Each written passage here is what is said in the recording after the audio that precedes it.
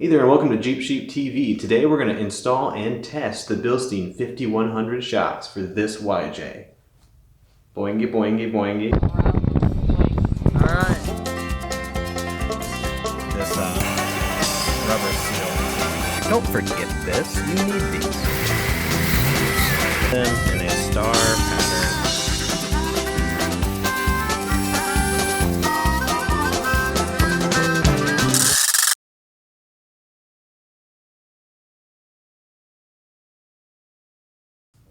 This is the Bilstein 5100 shock absorber, which, from what I've seen, fits multiple different vehicles, but one specifically is this here, YJ. I heard about this reading, I believe it was a 4-Wheel magazine post, where they were in Moab, Utah for Easter Jeep Safari, rolled up next to one of the guys that works at Bilstein in their YJ, and he said, "Hey, do you want your YJ to ride like a TJ?" And if you're not a Jeep person and you're going, what are all these letters? That's a square headlight Jeep Wrangler, like one of those round headlight Jeep Wranglers, the model year later when they switched to coil springs, which are a lot smoother than the fun wagon style leaf springs that I have on this bad boy. If you're anything like me and your Jeep rides like a wagon, and if you're also like me and you don't like that about it, this might be a good mod for you, but before you spend over $300 on a set of these bad boys, watch my video. We're also doing an accelerometer test where I have already tested this Jeep with the shocks that are in it, which are a budget lift kit shocks. They came with my lifted springs and they're not amazing. So I already did a test rolling down a bumpy road in those, and I'm going to be doing the exact same test in these. So hopefully the data speaks for itself. Aside from data, I am going to be installing these on camera, but I'm not going to show you a lot of details. I'm kind of squished for time, and really this is more of a should I buy or should I not buy type video. I will, however, post the tool list of things that you're going to need to complete this project in the description below. Okay, without further ado, we are going to get started. Probably cue some music.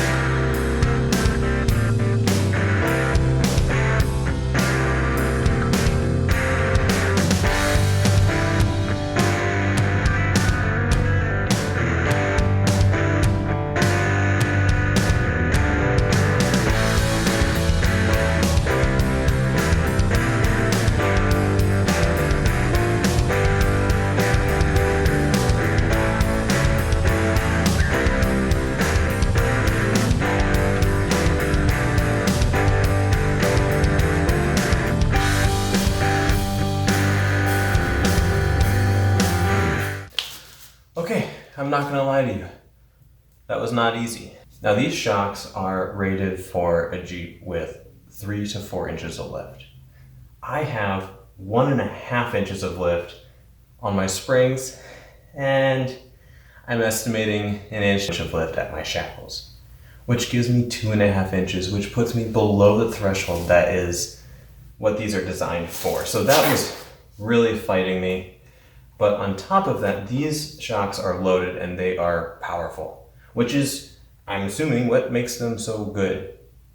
The problem is that as the shock comes down, you have to fit a bolt in there. And being that I'm right at that threshold, the time frame I had for that shock to come down was really, really little. So you probably saw me pushing and shoving and it wasn't good. Now what I did do is I took this bolt and I stuck it through first, and I let the shock come down and fall onto it, so then I could at least control the shock, pick up on it, pull the bolt out, and slide it back in as quick as I could. That was the best method. Usually when you do this, there is a band that looks like this, and it goes around the shock, like so, and you get the shock in place and you cut the band. But the band was covering part of the shock that I needed to put this hardware on. And so with the band on, I couldn't put this on, I couldn't fit this into place, so it wasn't gonna work out. We'll try a different way on the other side, but I'm thinking putting the bolt-in method's like the only way to go. Hey, I know I said I wasn't gonna get too in-depth, but I can never stress enough that torque specs are super important. So my repair manual for this Jeep said that the shock absorber mount needs to be torqued to 44 foot-pounds. That's what we're gonna do. Also, reading the instructions is cool because the Bilstein shock instructions state that the bottom bolt needs to be done prior to putting a load on the suspension. And this guy up here, the nut at the top, needs to be loaded after you put a load on the suspension. And I also noticed that there's a torque specification specific to the Bilstein shocks for this guy up here based on the size of the nut. So I'm really glad I read it.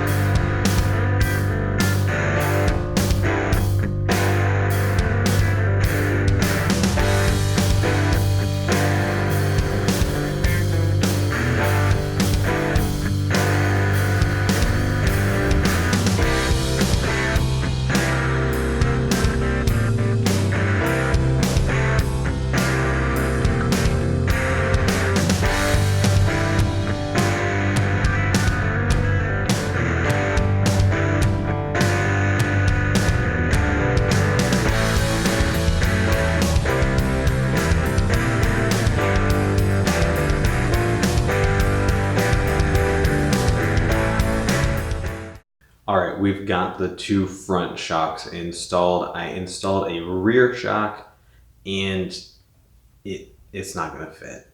So something that I had done prior is on the rear axle I had replaced the shock mounts because it's a common issue on these Jeeps for the shock mounts to break after a period of time or stress. So I replaced them with an aftermarket style that was a little bit smaller so that way I could keep them away from the rocks. And in doing so I shortened the distance for the rear shocks, which before was not an issue, but now with these shocks that are for a 3 to 4 inch lift, it's really not going to cut it. So they were bottomed out just to fit in there and it's not going to work. The front shocks, I think we can make it. We don't have a lot of wiggle room, but we'll see what we can do and try our best not to bottom them out. I'm going to have to get some bump stops that are a little bit longer so that way we can protect those shocks. Now, what we're going to do is before, like I said, I did an accelerometer test, which is where I put my cell phone in the center console in the same spot both times, and I'm going to try and drive the same route, hitting the same bumps and whatnot. We're going to see if having front shocks made by Bilstein, now if you drive a YJ, you know that the front axle is the one that bounces around the most, so this is still going to be a good valid test, and if I can get those rear mounts moved or modified, then we can have a comparison, half Bilstein, full Bilstein, and before. I'm going to do my test run, and then we're going to talk some data. Alright, you guys, let's take a look at this data. So the first thing you're going to see is acceleration in meters per second squared on the y-axis, and on the x-axis you'll have time in seconds. And this is using acceleration in the x direction and acceleration in the z direction. I took out acceleration in the y direction because it didn't yield any data consistent with the bumps, which means that any jostling of the vehicle would have been a product of the X and Z axes that my phone was measuring. So if you take a look at this data, this is, like I said, it's the baseline. This is the old shocks. These were the shocks that I got with a budget lift kit. And so there's nothing special about them. They're very standard shocks and they did not ride very well, hence the test. Okay, so the first bit of data I want to point out to you is we have a couple different peaks, and those peaks are going to come in handy because as we go into the Bilstein data, you can see that they have similar peaks because I drove a similar route. And in doing so, obviously I can't be exact, so you can see the two peaks that I'm highlighting here. I am going to try and match those to line up the data and to be able to further show you guys a comparison that's more accurate. And you can see that I'm using a value of AT, and the AT is acceleration in the resultant vector. So it's the acceleration total. So this is the data lined up. Now you can see in blue, the old shocks experienced a higher acceleration when I hit that major pothole. And in brown, you can see that the newer shocks handled it much better.